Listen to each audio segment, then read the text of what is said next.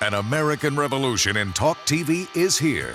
NRA News, Cam and Company on Sportsman Channel. I want to welcome to the program right now from CJ Outfitters in Craig, Colorado. Mr. Chris Journey is with us. Chris, thank you so much for your time, sir. You betcha. Thanks, Cam. You bet. Well, I was reading in the Washington Times earlier today a story by Cheryl Chumley about hunters beginning a boycott of Colorado over these new gun laws. And, obviously we've seen Magpul say they're pulling out. You've got outdoor shows that say that they'll no longer be producing in the state of Colorado. And it's not that gun owners don't love the hunting and the people of Colorado, but it's just these incredible gun laws. How are you dealing with what is getting ready to come into effect in July? The unfortunate side of all that legislation is there's consequences. We continue to get more emails and phone calls of people that are going to boycott and push people to boycott Colorado, so it's going to have to be an adjustment.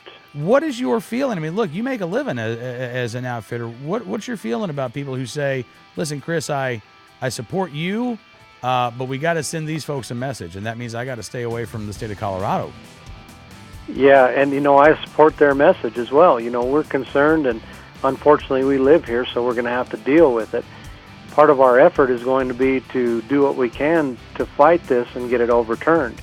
Colorado depends on the non-resident hunter to finance Colorado Parks and Wildlife to a great extent. They make up 54% of their entire budget. So if it goes through as a boycott as it could, as far as it could, then it could have severe impacts over the entire economy of Colorado.